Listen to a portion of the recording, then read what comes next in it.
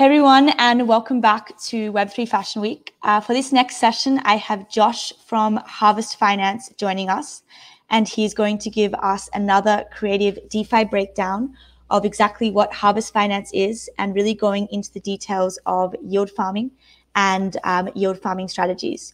So thank you very much, Josh, for joining us, and I will hand it over to you. Hey, thanks, Emma. So where should I begin? So my name is Joshua and I work for Harvest Finance. I'm one of the core communications team, part of the marketing team. I've been in DeFi for about a year and a half now. Been at Harvest Finance since the very beginning. So we're coming up to our first year, which is very exciting. I've been in, I was invited onto the team to Harvest to do communications and marketing in China.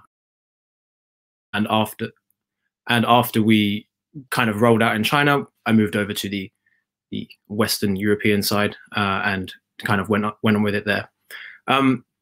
Harvest Finance, if you do not know, you should go ahead and check out the website first. It is harvest.finance.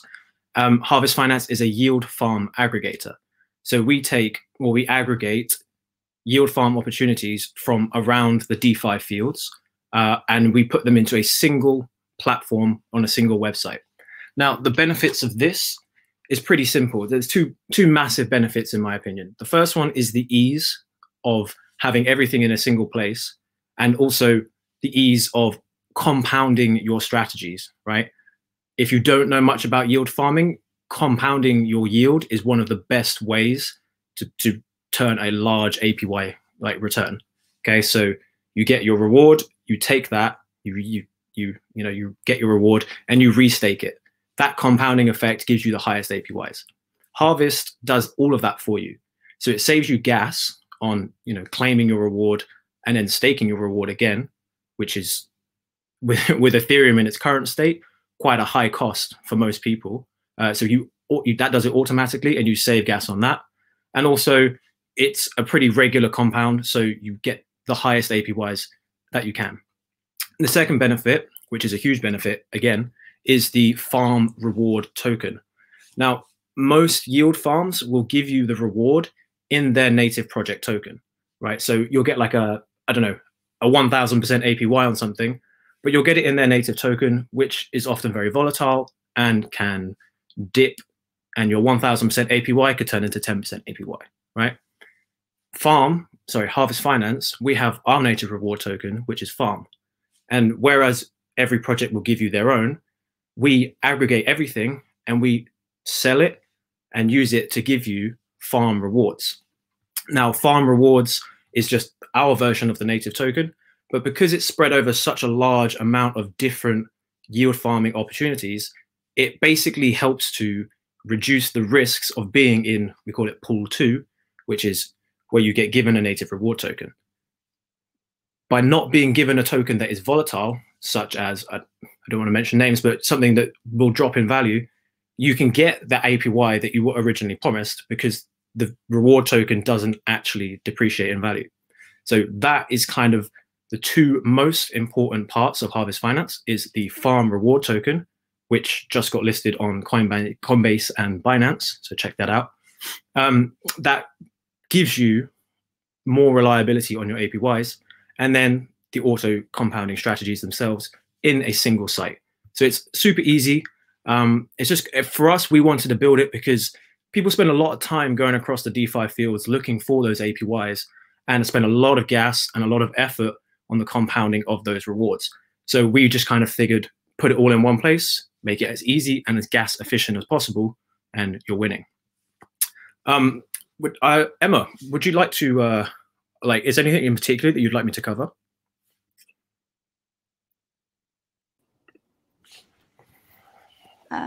Sorry, just had a problem with the camera. Yeah, so we've got a lot of people listening in today that are very new to DeFi. They really don't know too much about it, or it's still something that they're not familiar with.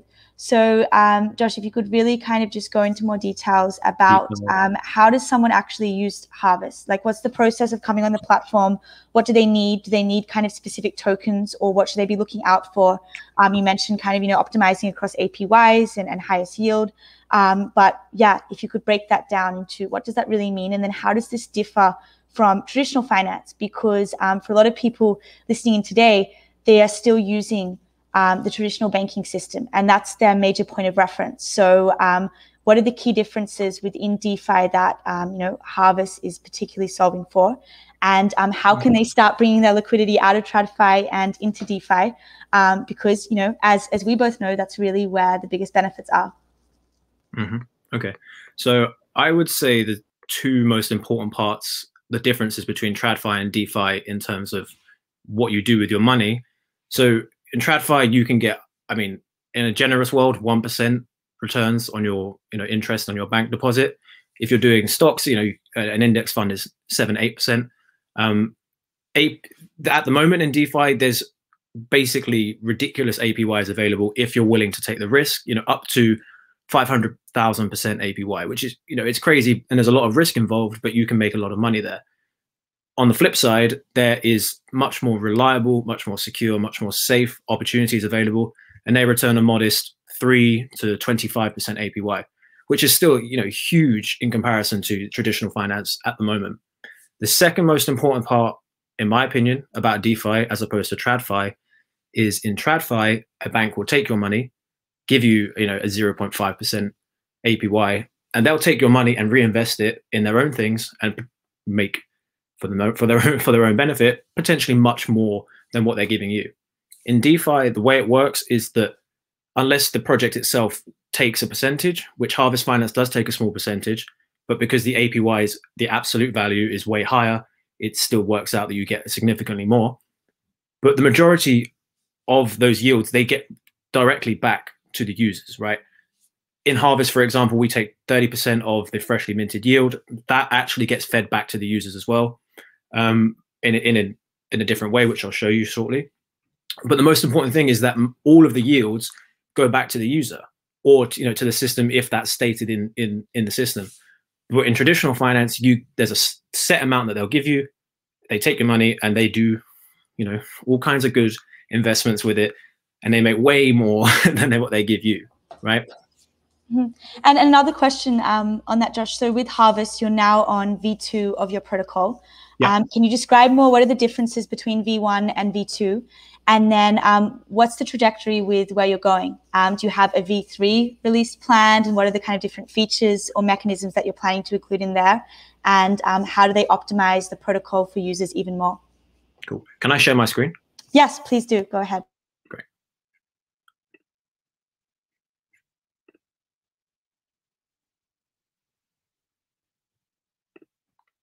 Okay, 2 seconds. Right. So here, can you see that? Yeah. Cool. I think you can. Okay. So this is the Harvest Finance website.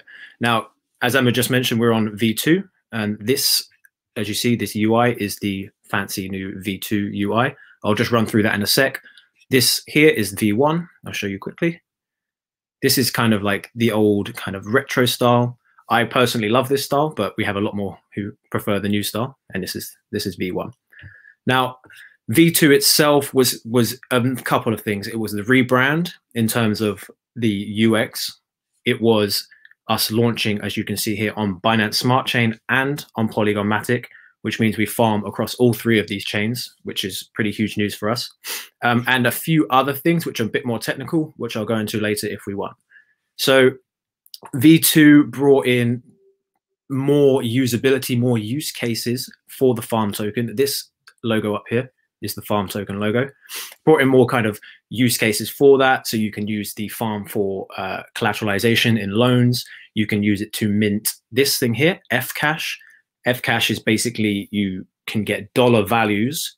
You can get $1. So you can take your farm and use it to mint dollars and use those dollars to do what you want in DeFi. Josh, one thing, actually, they can't see your screen. I'm just trying to, okay, now, sorry, that was my. Not to worry. Can you see now, yeah? Yeah, perfect. Yeah, we can see now? Cool. Right. Okay, so I'll I'll just quickly redo that. Right. So this lovely new UI is the V2 UI. Okay, and this is V1 here. If you can just see this, it's kind of nice, sort of old Windows 95-esque vibes. This is it here, and you can see. But you can choose which one you want. Okay, so you can see here that Fcash is up here. Fcash is the thing I just mentioned, and here Ethereum, Binance Smart Chain, and Polygon, all different farming opportunities on the different chains.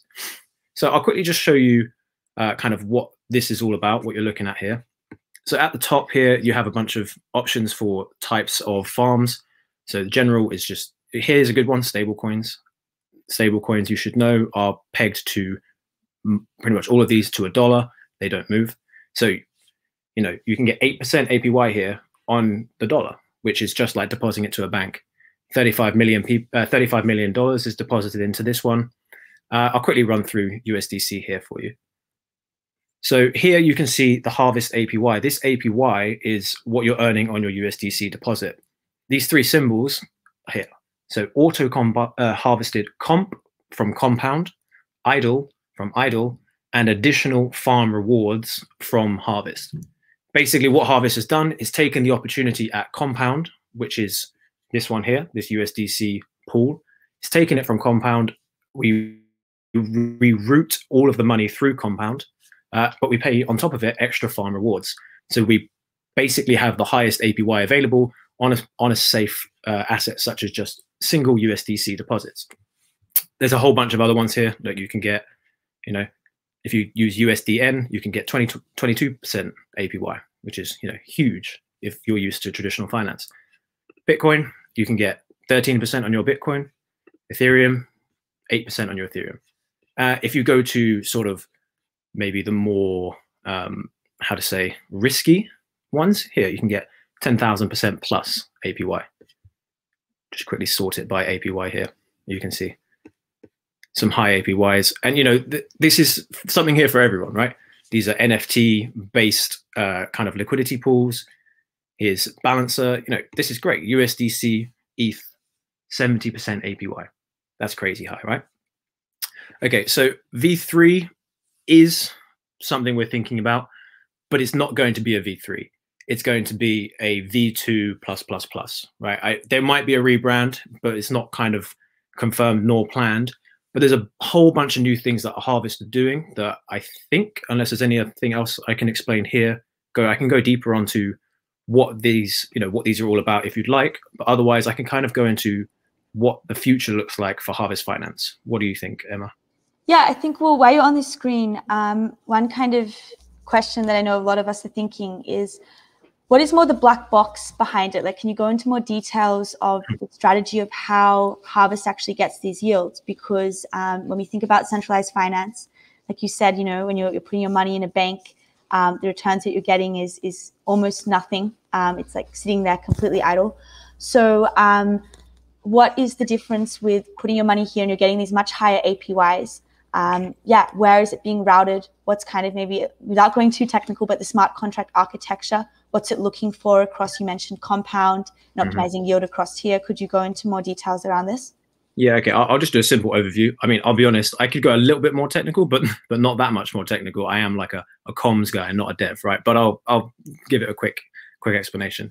So just to show you, at the bottom here, these logos are all of the protocols that we incorporate at the moment so far in Harvest Finance. So, you know, there's loads here, but I'll pick up a couple. Here's Compound. Compound Finance, if you don't know, is basically one of the OG kind of lending platforms. You can go there and deposit some assets, USDC, ETH, and you can borrow against it. It gives you an APY on your deposits though. Sushi here is another good one. This is for liquidity. I'll quickly show you this. So they incentivize liquidity on Sushi Swap, as you can see here. These are the very common ones, you know, ETH, BTC, ETH USDT, and there's quite high APYs there. Some of the less popular ones, such as like, you know, Fox, these are sort of the high APY, more risky ones. So these are the strategies that we use at Harvest Finance, right? But in order to get them to be routed through, I'll just show you using the top one, the ETH one. Okay, so all you do here is you have your ETH and you deposit it into this thing here. You click here and you deposit how much ETH you want to deposit. What Harvest does is it then wraps, using an ERC20 token, it then wraps this already wrapped ETH into F, small f, ETH, which is like farm ETH, right? So we have a whole bunch of F assets. So everything that goes into Harvest then gets wrapped when you deposit in F ETH, F BTC, F USDC. That means that then it goes into the farm vaults as a proxy, which allows us to automatically compound and harvest the yield. It increases the size of your F deposit. And when you pull your F deposit out with withdraw here, it then unwraps your F deposit for your ETH and you receive your ETH back. So it's actually like a proxy token. All the vaults run through this proxy system. An example here, let me show you Sushi Swap. So Sushi Swap here is it's a liquidity, so ETH USDC together, right? And what this does is a similar thing. You see here, your unstaked F Sushi. Once you deposit it to get the F version of that token. This here is a liquidity token. So what this does is rather than increase the size of the ETH, for example, it increases the percentage of the pool that you own. So the size of your LP position. Slightly different because it's not just adding the more ETH, it's adding actually more to the LP position itself, which does actually fluctuate as the ETH USDC price goes up and down, but that's increasing your LP size rather than the size of the asset itself. I think, okay, also, because we're on multi-chain now, we have Binance Smart Chain and we have Polygon Matic. Slight difference here is that these farm rewards here, they get routed back through into the Ethereum mainnet. We have here, let me show you. We have here, if I can search, have the iFarm vault. This here is actually one of the most important vaults in the entire platform. When you get your farm, you buy it on the market or you get it as a reward from all of these pools, you can deposit your farm into this pool. This is called the profit sharing pool, right? 30%, as I said earlier, of all of the profit from the protocol gets routed off. 10% of that goes to the devs, but the rest of it is used to market buy farm. So we're consistently buying farm from the market, which creates a price floor and raises the price for everybody else. That market bought farm is then redistributed to this pool here. So you get given farm rewards or you buy them from the market and you deposit them here and you earn a percentage of all of the profit that the protocol earns. I can show you the stats, which I will load up in the background, but no, I won't. And one question on this, Josh. So as you mentioned, you guys are multi-chain, so you're on Polygon, Ethereum, and Binance.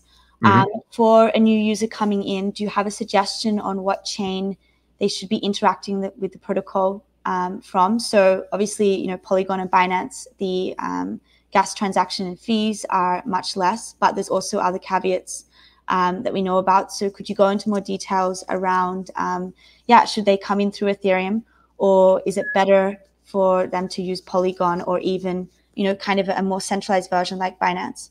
Do you mean specifically for Harvest or just a general? Specifically for Harvest. Sure. Okay. So look, it depends entirely on who's coming, right? If you have, I'm going to say, you know, if you have like $2,000 as your starting budget, then I would say start on Ethereum, and I'll go into why. If you are less than that, just because of the high costs of operating on Ethereum, like, you know, $30 for one transaction to purchase it, you know, and then another $25 to deposit it and another $25 to withdraw. If you're not working with a decent, you know, a worthy amount of money, then it's not worth your time going on Ethereum.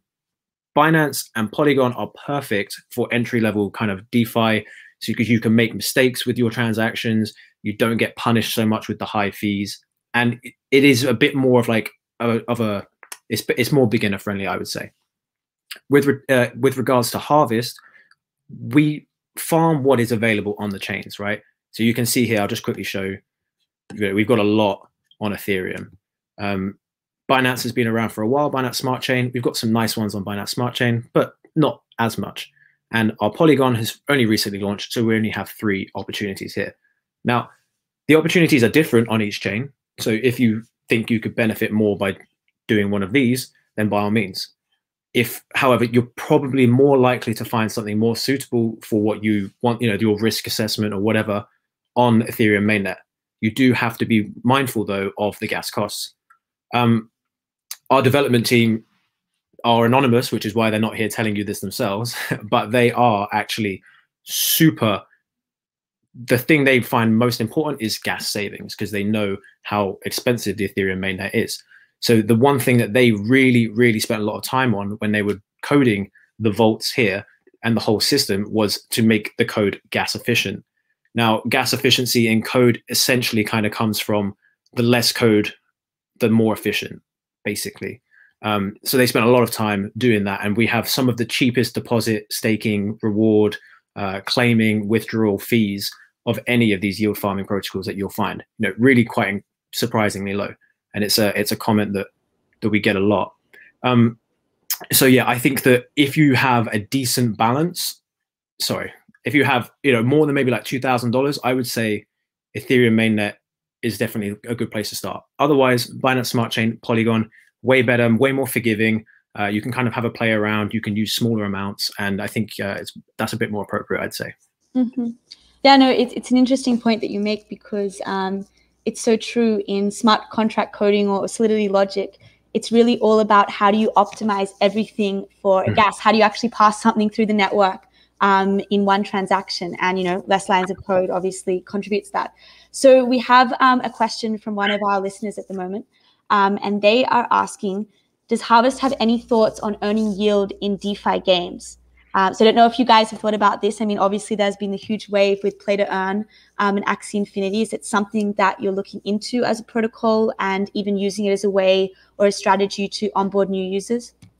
Yeah, it's a really interesting question. And look, I don't want to give too much away. I'm not really sure, but basically we are currently probably about 2 weeks away from launching with a NFT based, gaming based protocol on Polygon Matic.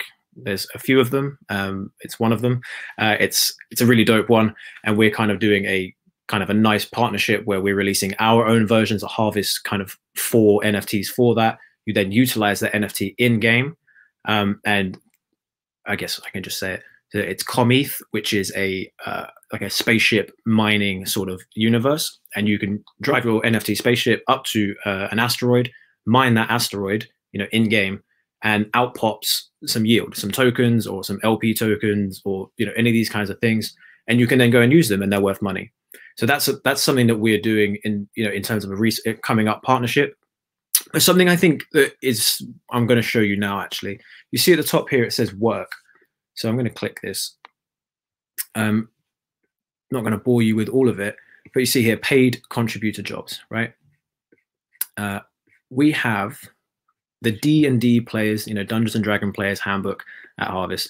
So these are the different roles that we actually offer to the community members, right? So if you come to our Discord, we only function out of Discord. If you come to our Discord, then you will basically see a significant amount of channels and kind of opportunities available for community members to get involved, to show their skills and get paid for it, right?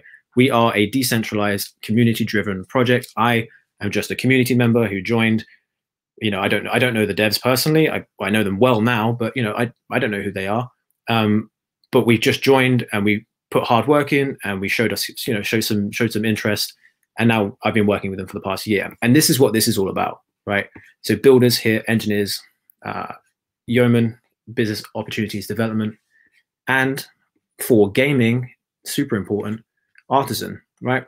If you think that you have some kind of talent that could be utilized into a kind of gaming universe, you got an idea, you got some you can build it, or you've got some kind of like images that you want to put forward to it, that's the sort of thing you can do. And actually the ComETH partnership that we've just made, those 4 ships that are being made into NFTs, they are all created by artisans, people who are from the community, who are just artists, and came and we offered them an opportunity saying, hey, can you make, you know, a 64-bit spaceship for us? And they did, and they're awesome. And we're putting them to the vote this week. And they're going to go in the game and, you know, immortalized forever in the NFT kind of universe. So in terms of gaming itself, it's a bit of a far cry from what we are doing right now.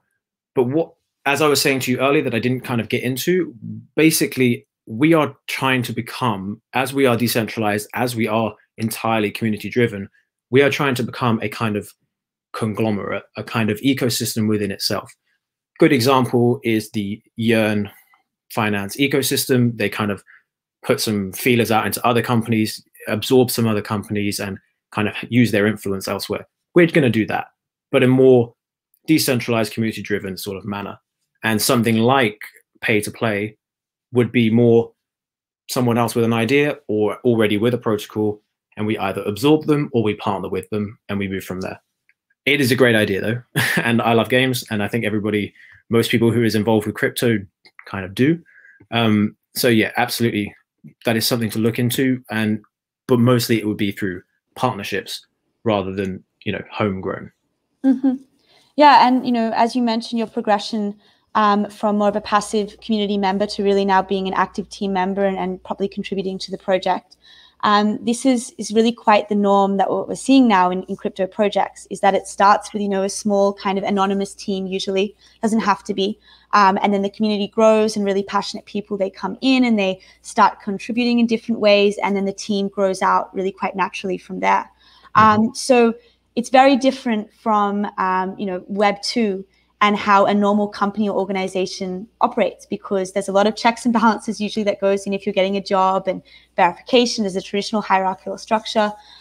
So with that said, a really important topic is all around, you know, risk, which you touched on a little bit, and particularly for those listening in, what should be their view when they're interacting with Harvest, or how should they really view risk? And I don't really mean just from the kind of sense of, you know, looking at APYs and thinking, well, how can I make sure that the token or that I'm locking up or, you know, adding liquidity to is safe and secure, and the project behind that, but more so, you know, you've mentioned the development team being completely anonymous. For a lot of people, this is something that they might feel very new to, is, okay, well, how do I actually put trust in a project or a protocol where there's an anonymous team? You know, what are the checks and balances going on, or yeah, the verification process around that? Could you speak a little bit more to this? And yeah, I guess just how, I mean, this is the whole premise of Web3 and blockchain, is that you can start putting trust in code and in a system rather than the people that are running it, to make sure that we keep authentic to, you know, decentralization principles. And yeah, the tech itself is actually kind of automating this entire process. So in terms of Harvest, to kind of wrap up that long question, yeah, how should people be protecting their deposits against exploits or hacks, as something particular that your team and dev team is safeguarding against, or yeah, deploying code to protect? Yeah, so, you know, security in DeFi is such a huge topic, such a huge question. I think it's important to firstly understand why most people go anonymous in DeFi. I think there's 2 main reasons. The first one is, like, crypto is still an incredibly unregulated space. And as we've seen recently in the US, regulation comes thick and fast and out of nowhere, right? So if you can imagine that you run Harvest Finance, and I don't know if you saw on the screen earlier, there's about $500 million deposited into Harvest right now, which is a significant amount of money. If it suddenly becomes illegal to be affiliated in that in some way, you know, what can you do, right? So that's a huge thing that people really need to realize. And also, there's a lot of money in crypto, and money causes issues. And, you know, if you're a talented builder, you spent a lot, you might have made a lot of money from DeFi or whatever, but you are a talented builder, coder, it's maybe you don't really want that stress. You don't really want that kind of potential issue of being, you know, doxed or, you know, anonymized. It's something to think about. But so how to actually protect against things like this in DeFi? So yeah, as you said, the security is in the code. all of Harvest Finance code repositories are available on GitHub. You can go there, you can review them yourself. We have been audited like 5 times now by the most reputable auditing companies. And what, in my opinion, the biggest indicator of security is sustained TVL, or total value locked. Most whales, quote unquote whales, will only deposit into something that they think they can trust, because that's how rich people get rich. They are sensible with their money. So if there's a significant amount of deposits in a protocol for a prolonged period of time, that is a pretty trustworthy thing. Apart from looking at the code and trusting audits and kind of looking at the historical the historical record of a protocol, for example, Harvest has been around for a year. It is in the current state, it is quite difficult to guarantee security for your deposits. There are other sort of kind of methods that we're looking into. One of them is insurance protocols. There are a large number of insurance protocols popping up around DeFi, like Untitled Finance, or I like Untitled Finance, but yeah, there's like 5 or 6 that we're talking to right now. The problem is that the premiums are super expensive and the cover's not that great, right? It's a very nascent. I mean, DeFi is nascent itself, but insurance within DeFi is really, really early. So that's the sort of thing that you have to consider if you're coming into DeFi, is that there are very few guarantees. And I think that's why, for example, the APYs are so high, because it's a risky space. You take risks, you get more rewards. If you are seriously concerned about it, it's best maybe to diversify into different protocols, because if one protocol gets some kind of attack or some kind of hack, then it's not your full amount of funds. It is also something to understand that when a DeFi protocol gets hacked, it very rarely gets like cleaned out. That's something that doesn't really happen so often, especially not for established projects that have been around for a long time, whose code base you can read. It's pretty much impossible for them to clean out everything. It's like certain vaults and certain amounts of assets that can get cleaned out. There is a large amount of trust in a trustless based system like DeFi, and I think it's something that DeFi has to improve. But also, whilst it is so early and whilst it is so profitable for a lot of people, it is something to just kind of make the decision: do I want to be faced with that risk? Mm-hmm. And you mentioned also about whales in the protocol. I mean, this is something very prevalent as well within DeFi. You often have a bit of a spread where there's, some users with little amounts of tokens or kind of locking up small amounts. And then you have quite a lot of a weight on, taking up a large percentage of a project's total value locked, where it's distributed just across like a couple of whales. And this can sometimes, get a bit difficult when we think about, well, how do you really maintain decentralization across the entire community or ecosystem? So what are your thoughts on this? And with Harvest, is it something where if users didn't get in early enough, like they weren't in the protocol starting from last year when you guys launched, or they really have a small amount of tokens coming in, what is the best way that they can use the protocol or leverage up if they're not one of these whales that have, been sitting there for months on end now? Mm-hmm. Yeah. Okay. So I'll be honest. Harvest Finance has been through kind of like a popularity roller coaster, right? So we've been really popular at the very beginning. We got up to 1.1 billion TVL within the first few months, which was unheard of at the time. And the farm token price went through the roof and everything was amazing. And then we lost a lot of popularity around the dip and the token price dropped very low. So we've had a nice, since the Coinbase and Binance listings, we've had a nice kind of revival, and we're sitting pretty kind of in the middle level. It's not too late in terms of investing into Harvest in that respect, because we still haven't got back to our all-time high, right? So there's that. And also in that process of kind of the popularity waning, most of our whales left. Some have returned, but most of our biggest whales left, and some have returned, but most of them left, right? So it is a fairly level playing field. And for us, we think that's actually a blessing in disguise, because at the beginning, if you have loads of whales who become entrenched and have a lot of say in the protocol, it puts off new users. But we still have 500 million TVL with very few serious, whales who have been there for a long time.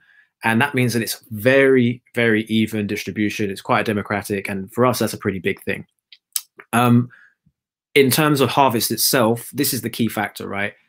It is a protocol. It is a fee generating protocol, right? we generate fees with our protocol. Not many DeFi projects do, some do, but not many. And we actually produce, like, you can run your economic business analysis on the finances of Harvest. I mean, I've seen a bunch of really good reports on it. You can look on Medium, on Harvest Medium, there's a few of them. And it basically shows that we are a profitable company as a DeFi protocol. And that profit, as I said earlier, gets shared back to the users, right? The profit gets shared to you in your terms of your APY, which is fantastic if you're in that pool. But if you're not in that pool, you can have your farm staked in the profit sharing pool, which gives you literally a consistent stream of profit, which is generated by the protocol. So if there's a significant amount of whales involved, they're generating more profit for you. So it's actually a bit of a symbiotic relationship. It's a bit of a win-win for everyone. Mm-hmm. Yeah, and that's an interesting question as well, where you mentioned whales potentially being really dominant in terms of voicing, okay, where they want to see the protocol go can be a bit of a turn off to new users. Vitalik's been talking a lot lately around governance because DAOs are the hot topic. You go on Twitter and everyone's forming the next DAO in whatever form that actually looks like, whether that's out of a profile photo or something completely different. So what is kind of the perspective of Harvest in really making sure to align incentives of all users within your community as you're interacting as a DAO, but at the same time, like you mentioned, it's that keeping that balance, because you need whales in some sense in the protocol. There's no use in just kind of shunning them out. That doesn't make sense. But at the same time, you need to also have active paths so that new users can come in and they can eventually even become a whale themselves. So is there certain mechanisms within the DAO and how it's operating now, or the voting itself, that are kind of incentivizing that? Or is it something with V2++ that you're bringing out? Because it's a really important point that Vitalik mentions as well, that decentralized governance, it's not just about voting on chain or a snapshot voting. There's a lot more that goes into it to really keep it authentic and for it actually to be decentralized. Yeah, I totally agree. I mean, Vitalik's recent kind of comments on DAOs, something that many people have been talking about. I've been thinking about it. Lots of people have been talking about it for a long time. Is that DAOs kind of are a bit of a meme as in their current state. Like, there is governance and it is decentralized, but realistically, there is like benevolent dictators, right? It's the people who hold the most supply, because for those who don't know, snapshot governance, which is the kind of most used on-chain voting mechanism, that most of the time uses the token as the as your vote weight, right? So for example, with Harvest, our snapshot voting system, we use farm token as the voting, as your voting piece. So the more farm you have, the more voting power you have. That of course lends into the issue of whales controlling the protocol. Now, the thing in particular, kind of specifically to Harvest, we have a kind of a big issue with this kind of whale voting system, right? Our lead foreman, who is our lead kind of internal guy, he recently wrote a really great piece, a Medium piece, which when you're talking next, I'll probably find and share it here. And it's about, are you a DAO, right? And that's his question, because he's really heavily involved in the DAO aspect of it. And it's talks about the misconceptions of what a DAO is about and what makes a DAO and what's important in a DAO. And as you said, Emma, the important part in the DAO is kind of like feeding back into the people who contribute and actually giving them some say and giving them some representation. So one of the big things that we do at Harvest, like for example, the work that I just showed you, right? The work tab, sorry, with all the job opportunities. That is, in my opinion, quite a democratic way to distribute rewards, right? If someone produces work for us, they get paid honestly a really generous salary, because the developers themselves, they're anonymous, but they're generous, and I'm assuming they don't need that much, right? And they give it out to the community, and it's actually quite a lucrative thing to be involved in, is to get involved with Harvest, produce some work, and get payment for it. Another thing that we do, which is we've done it 7 times now, and we have a average return of 1,000%, which is really good. It's called the Council of 69. Some meme based kind of name, but basically it's just like an investment group where, again, community members, internal, external, whoever, can come propose a early stage seed investment opportunity, we can vote on it as a community. Often the vote actually goes through Discord because, again, there is the issue there with the snapshot voting being whale, being emphasizing the whale's position. We actually give people the opportunity to come in with an investment opportunity. We invest in it, and the rewards that come back, like the return that we get on the token, we redistribute to the people who gave the idea, who are part of the Council of 69.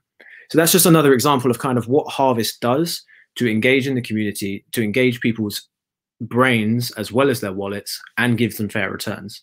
Because realistically, snapshot voting is a bit of a difficult one, because it just kind of gives, if you have a big wallet, then you have a big say. And that's kind of what DeFi is trying to get rid of, because that's what happens in the real world, right? So we're trying to get past that. So it's like your contributions, or whether or not you're a decent member of the community, can give you a bit more voting power. Yeah, no, it's very refreshing to hear, because while you're looking for that article, I'll kind of answer to that. We see it a lot lately. I mean, it is that thing. It's like slapping a label on, saying, okay, I'm a DAO because I have a group, and then we have a token, or we're using a token to vote, or we have a Discord channel, and we like crypto, we like NFTs. But as Vitalik points out, there's so many more layers to that. And actually, if you are going to do a DAO right, it's incredibly complex. It's not easy, because there's huge caveats, like even, snapshot voting. Well, you hold a token, but then it's like, if you have now more purchasing power, and your token is, based on, you can just buy it freely from the market. If you can purchase that and then lock it up on snapshot, you can significantly sway votes. And, I've seen even long Twitter threads in the past week, and Medium articles being released, and, people in the space talking about it, that it really is that thing, that it's really not decentralization at the core. Because if you look at some of the snapshot votings, it isn't distributed. Actually, there's just a few people that are even maybe pushing it to quorum, or, heavily weighted on one side. So yeah, it's like these, new mechanisms, like even quadratic voting. That's something really unique. And I'm really excited when, DAOs and protocols, and particularly large DeFi protocols like yourself, where you do have a lot at stake, when you start bringing in these new mechanisms, because now we're dealing with real use cases and new ways to kind of promote the dynamism within the group itself. So one question to lead on for that, I mean, we talked a little bit about gaming and your really exciting launch and release coming up. Is there other kind of areas that Harvest is also looking into, or you're seeing from your perspective of, well, what is the way we can actually onboard new users into our protocol and into the space? In terms of onboarding? Yeah, because I mean, gaming is a pretty cool one, and it's a great one, but there's so many other interfaces, like, in the spirit of Fashion Week, fashion is a really big one to that as well. But is there others? I mean, I really like the idea that you brought up of people contributing content, to your ecosystem, because that's really cool. It's not just about it being kind of a group coming together and allocating capital, but rather what content is actually moving the ecosystem forward, and really leveraging across a whole range of skills, of an artist to a dev to someone else entirely. So yeah, I think that's brilliant and really interesting. But is there any other kind of areas that you guys are looking at in terms of user onboarding, or how to just grow the protocol's reach? Sure. So firstly, I can't find the Medium article. He hasn't released it yet, so it's brand new. So keep an eye out for that. Well, yeah. So there's a few things that we do. It's all pretty homegrown. It's all pretty natural, and it's kind of like the opposite of corporate. I'm kind of trying to think of the word, like, I don't know, community based. I don't know. Kind of like it's quite wholesome, right? So one thing that we do, we have done 8 of them so far. We have done creativity contests, and these are really great, and we get like an awesome response from the public. So the creativity contest, for example, there is a new one coming out, I think this week. In fact, maybe in a few days. So keep an eye on that, and you can basically win. I think there's $15,000 worth of farm prizes on offer for the top 10 entrants, which is huge money for doing something fun, right? The creativity contest in general isn't just like memes, isn't just kind of NFTs or photos. It can be anything. We've had some insane, really crazy submissions. We've had people, create cakes, do wall scratchings, do huge murals on the side of their buildings. The Harvest Finance hashtag is #bread for the people. like redistributing the gains to the people, right? And we even had there was a natural disaster in the Philippines, and we had one of our community members, we gave him money, he redistributed bread to his local village who during the hurricane really needed the money. And, that was part of the creativity contest. So all these sorts of things are quite retail facing, so to say. Like they're pretty accessible for people in the creative sphere to get involved into DeFi. Maybe it's the first crypto you'll own. If you submit a photo, you get given farm, you can deposit that into the profit sharing pool, and now you're into DeFi. You're earning 30% APY on your farm. I mean, I personally think farm is severely underpriced right now, so you earn the APY on that, but you also get the up of the farm token. It's a really fantastic system, which is also being rebought with that 30% protocol fee, creating a rising price floor, right? So that's something that we do all the time, and we're doing a new one, which is coming up this week, so keep an eye on that. We also do other things like, we have quite a nice, strong PR presence, right? So we are actually doing quite a lot of work on that in the background. PR, slightly different from marketing, in the sense that it's like, we want our name, our protocol, our ideas, our community, we want that out there, right? We want that out there in the top media publications. And we've had myself, I've made comment, some of my other colleagues, we've made comment in Cointelegraph, in Forbes, in top, financial publications, crypto publications, of course, loads of podcasts, something like this, for example. All these sorts of like public facing things we think are really useful, not just for the protocol, but for onboarding new users, right? Because you can see, us two people here, we're talking, oh, we seem nice. Like, it's not all like, scammy or whatever that people think crypto or DeFi might be. It's like, these people might actually be genuine, and they're having a good time, and they're doing a good thing. So I think that's all actually really important in the whole onboarding new users into DeFi process, not just about making like a game, for example, which is awesome, but it's more like showing people that it's okay, and it's not a bad space, and it's actually quite a fun, quite a rewarding, certainly a very welcoming space. I've never felt more welcome than in some of these Discords that you just drop into.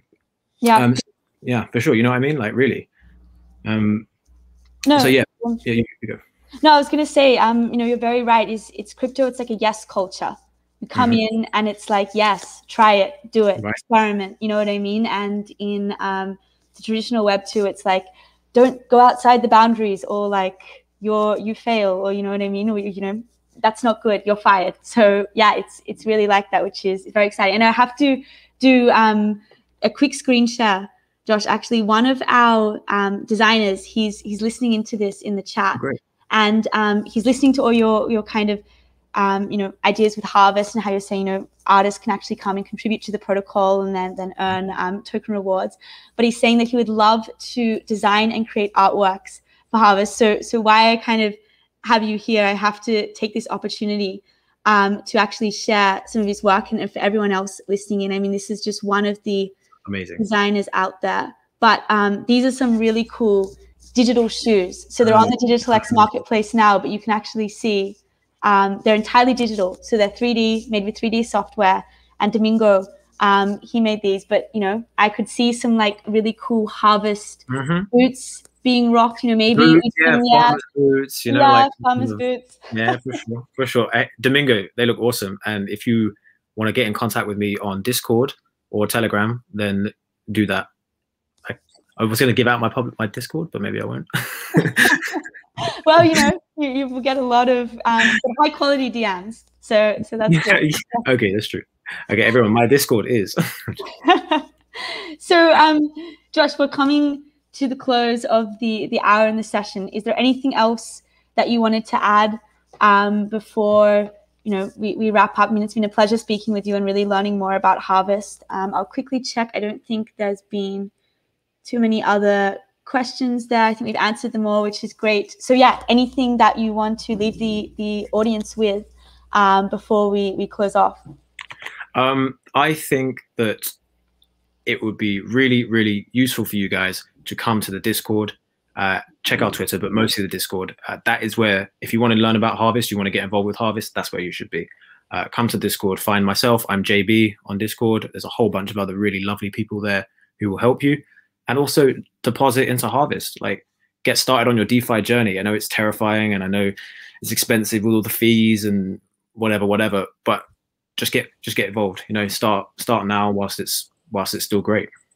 Yeah, no, I couldn't agree with you more. Get in now while it's, you know, still growing and you can experiment. And really, I guess the great thing is the communities are still young as well, so you can come in and be really dynamic. You can make an impact still, for sure. Like, come into Harvest. The creativity contest is one area, but like I said, we just had 4 of our community members this week make the spaceships for that new NFT game that we're integrating with.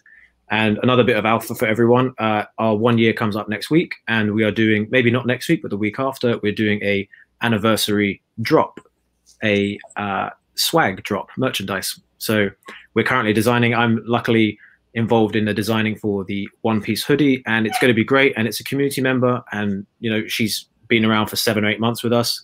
We've got her back because we loved her designs, and now she's going to be, you know, the person who created our 1 year, and depending on how many we sell, she gets feedback from that revenue as well, and it's, you know, it's win-win. Great. So yeah, make sure everyone, because that's very much in the spirit of Fashion Week. We see the link to you, that. Sure. Yes, please do. Okay, then look, Josh, been an absolute pleasure speaking with you. Thank you so much for your time, and I know everyone listening in has really been able to dive deeper into Harvest and what you guys are doing. And it's really exciting. So, thank you so much. Thank you, Emma. Bye.